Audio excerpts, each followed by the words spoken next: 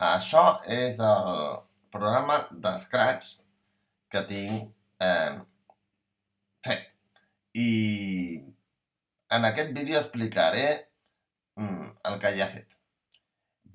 A veure, primer, a veure, assenyalo cap allà, aquí, pum, ai no, aquí, és igual, he marxat, és igual. Tenim les parts que té aquest programa. Per què he dedicat 100 hores a un programa així? És que l'entorno. No sóc tant l'entorno, he treballat molt i molt intensament i treballo molt de pressa. 100 hores perquè volia matxacar el tema i encara així no l'he matxacat perquè encara em falta mirar-me tot el que és el fondo del programa aquest Smalltalk, que és una cosa que hi ha darrere del programa Scratch 1.4 i tampoc me'l miraré tot, sinó que em miraré almenys una part suficient com perquè pugui dir mira, et faria qualsevol cosa en Smalltalk i fins que no ho faci suposo que em miraré menys del que em miraria normalment a l'Scratch 2.0 o a l'Snap perquè no vull deixar-me això tan important perquè està al principi, vull dir, fa molts anys que es desenvolupa l'Smalltalk i té variants i coses així amb noms diferents i no es pot ignorar, així com així, no? Vull dir, és que hay que programar en C. Sí, bueno, C, vale. Però el C va sortir després de l'Smalltalk i dius, és que és més moderno. Sí, vale, és més moderno, però és que l'Smalltalk no l'han deixat de fer. Vull dir, no l'han abandonat ningú. Vull dir, hi ha gent que treballa encara a l'Smalltalk i no pensen deixar-lo. Llavors, s'ha de tenir en compte, no? Llavors, què és l'Scratch? L'Scratch és un creador de programes en Smalltalk. Vull dir, és una forma que avui es fa servir en base al JavaScript, que generes JavaScript en un altre entorn, doncs ara generes Smalltalk des d'aquest entorn. En vez de ser un editor de text en el qual tu escrius les paraules, és un generador de codi, no? El que t'estàs creant en Scratch, indirectament estàs creant Smalltalk. Llavors hereda característiques abstractes del llenguatge, però no arribes a escriure, no? Però, bueno, el rotllo aquest fa que això sigui una forma d'introduir-se en aquesta forma de programar, que com pots veure, és uns programes que tots són missatges i no existeixen les funcions. El que se'n diu funcions normalment en llenguatges de programació, allò que té un parèntesis i a dintre té un o diversos arguments, aquí no. Si vas a l'Scratch 2.0 tens una mena d'entrada de la funció amb un o diversos arguments. Aquí tot el pas d'arguments es fa a través de variables. Diem variables que poden ser globals, poden ser locals, però és més ordenat en aquest sentit, perquè el concepte de funció amb un argument d'entrada no té per què existir. Pots tenir tots els arguments d'entrada que vulguis en la funció. Si són globals, totes les globals que hi hagi són arguments d'entrada per totes les funcions. En aquest programa, per exemple, què tenim de global? Mira, he fotut aquí una passada de globals, he fet moltíssimes. Per què? Pues perquè tampoc volia pensar massa, no? Vull dir, 100 hores i sobre fas amb totes aquestes globals, diuen, hòstia, pues que poc eficient que és programar, perquè aquest programa es podia fer amb moltes menys variables globals o amb ninguna. I tu per què has fet això? Pues mira, perquè també estava practicant, no? I durant la pràctica he trobat 26 elements, 14 notes i 23 curiositats. I no estan ni ordenades, potser n'hi ha alguna de repetida, 63 coses.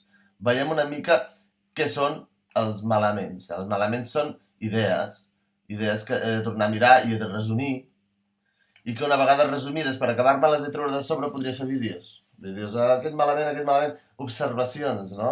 Són malament realment? Hi ha alguna malament mai en un programa? No. El programa no es jutja, té característiques, no són ni positives ni negatives, si les coneixes i les veus venir, sempre són característiques. Els programes d'ordinador no es valoren èticament, no? Diuen, estan bé o malament, ni ètica ni estèticament, no? I llavors dius, aquest programa té aquestes gràcies, o té aquestes desgràcies. Gràcies o desgràcies perquè et fan gràcia a tu, et fan desgràcies a tu. Per això, quan valorem el Windows, els informàtics sempre diuen que no té defectes, té característiques. Perquè si ja les coneixes, et dona un avantatge sobre els altres. Però està mal fet? Sí, està mal fet. Però està mal fet a base de moltes característiques que afavoreixen els informàtics i desafavoreixen els usuaris. Llavors, clar, crea escola, un programa mal fet, al voltant del programa mal fet hi ha tots els informàtics, com si fos el seu cler o el seu funcionariat, no? I és normal que sigui així. És normal que sigui així perquè igualment cal un manteniment dels sistemes informàtics. Aquests experts en defectes del sistema són també experts en solucions, quan no tot es pot mecanitzar. Per això que tan necessaris són els funcionaris dels informàtics com els capellans. Segons per molts, ningú ho és, no? Vale, doncs, sprites, què vol dir sprites? Sprites vol dir que n'hi ha 28 d'aquests d'aquí, no? Sprites, cada un té diversos dibuixos.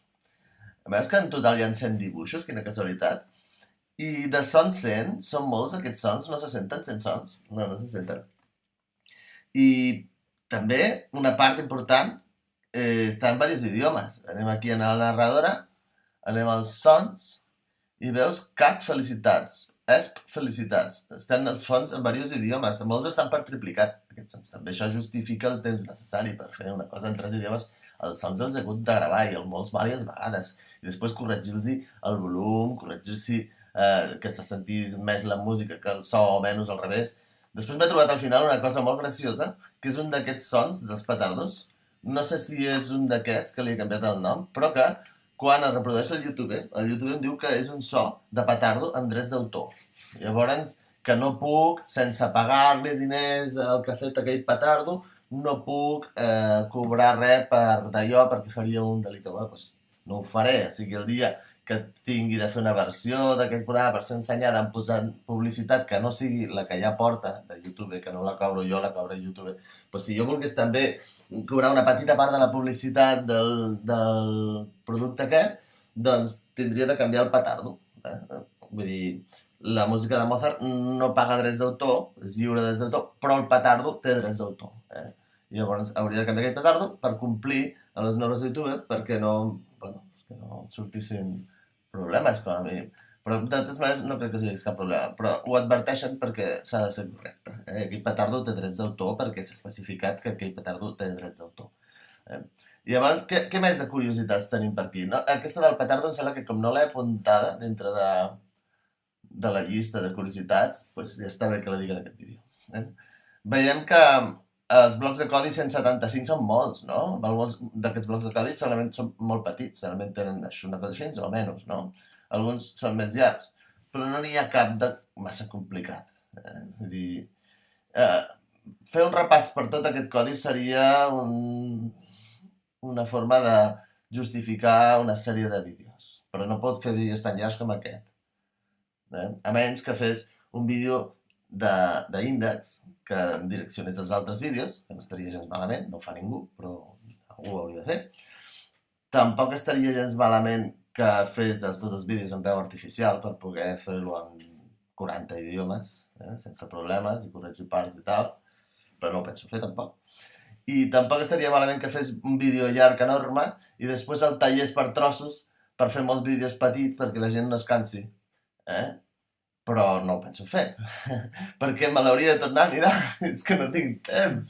Si vull tornar-me a mirar un vídeo llarg i decidir per on tallo i tota aquesta passada, si estigués cobrant per fer-ho, vale, però és que jo em puc trobar que faig tots aquests vídeos i després a ningú li importa tot això. Doncs em poso el vídeo allà que em penso que soc un youtuber, després diràs la publicitat, quan podria estar fent feina de cambrer en un bar, la mare de Déu et remunerat. I per què dimonis tinc que ser youtuber? O sigui, quina gràcia té això. Bueno, entens que s'ha de ser pràctic, no? I ara crec que aquest vídeo no sé si era necessari, però com a mínim ja el tinc fet. Si ha quedat bé l'àudio, que segurament sí, perquè hi havia un petit problema que m'impedia que em gravés bé. Fer vídeos tampoc és tan fàcil. Doncs aquest vídeo ja serà gravat i crec que amb ell he explicat una mica per què he gastat 100 hores en fer aquest joc quan tindria d'haver-lo fet amb 4, no? Clar, veus, aquí tens això, els elements, les curiositats, les notes, i fixa que les curiositats aquestes no acaben aquí, continuen per aquí. Doncs tot això ho he de resumir, després de resumir fer els vídeos, I total, que tinc moltes altres coses que fer, Vull dir, encara que solen sigui perquè això ja m'ha cansat una mica, de moment ho deixo. Què més volia dir sobre això? Bueno, com pots veure hi ha variables globals, però també en alguns passos he posat variables locals. Variables locals i globals, ja hi ha comentaris aquí sobre això. Els pendents. Aquí no, aquest no l'obro perquè el pendent vol dir els meus propers plans sobre aquest programa. Quan algú té plans sobre un programa, com a mínim això ho ha de retenir una mica en secret, no? Perquè els plans també són part del disseny. Tu quan publiques un programa el que has de fer és publicar normalment el programa antic, i regalar-lo. I el modern, doncs, el guardes a part, i perquè si no te'l copiaran i et passaran per davant, sense senzill. I el pendent també és una cosa que pots dir, doncs no et diré el que penso fer ara, perquè el que penso fer ara és producte d'un anàlisi, d'un pensar d'un estat, i això també és una situació d'avantatge respecte als altres, perquè és una vergonya. El que tingui pendent és una cosa que no l'he fet, i dius, sí que és bastant burro que he fet això encara, Llavors, se l'he servit per això, pues passo, del pendent. Veus, els vídeos el bo que tenen és que si jo no obro aquesta pestanya, pues ningú s'entera del que posa. En canvi, si us passés el software, vindria el hacker y, ay, que soy muy listo, oye, pam, me meto dentro del software y abro todo lo que hay adentro. No, però un vídeo no. Un vídeo, si pots retenir secrets en un vídeo, és millor que el software per la difusió de les coses un vídeo. Per tant, la producció de vídeos és un tema important, perquè és limitat i reté de forma, a prova de tota mena de hackers, tota mena de secrets, perquè tu solament publiques el vídeo, tot l'altre, per exemple, això ja podria voler vendre-ho. Y dirías, pues yo haré un programa igual, pues lo tendrás de currar, solamente habrás visto esta parte de aquí, y esta de aquí, y esta de aquí, y lo demás no sabes lo que es, porque no está en el vídeo, ¿no? Bueno, tota la filosofía explicada aquí, eh, pues ja està, ja cansa, no? O sigui que tanco el vídeo, vale. Ui, aquest sóc jo una altra vegada. Fora. Va. Ai, no, merda, per aquí no. Aquí. No, merda, otra vez, no. Està el que tinc d'apretar jo ara. Va, sí, aquest. L'he d'apretar aquí, aquest tio el col·loco aquí, i li dic tanca. I llavors què fa? Surt solament el tio. Hòstia, bueno, és igual. Surt el QuickTime, sí, surt el QuickTime per aquí. Eliminar i sortir. Eliminar. Per què eliminar? A veure, surt el QuickTime per aquí. Hi ha dos documents.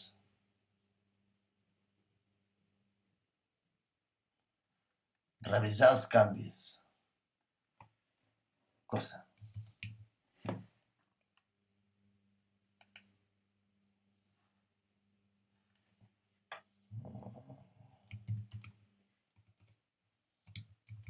Bueno, això és perquè... A veure si això encara ho grava. Sí, crec que sí. Això és perquè hi havia dues gravacions per separat. Això del programa QuickTime funciona així. Si no hagués fet la tonteria aquesta, pues podria haver... Veus, aquí tinc... Bueno, ja tinc el meu careto gravat per separat. Però aquí sortirà parts del meu careto i el vídeo. Tot junt. Són dues gravacions alhora que fas a QuickTime. No sé si en PC també fa, perquè també existeix per PC el QuickTime. De fet, però no sé, no crec que sigui el millor editor d'aquest tipus. És prou bo, però fixa't, el format MOB que fa servir és una mica més gros que l'MP4. Ja tens de fer després la transformació. Val, doncs deso, pantalla, sí.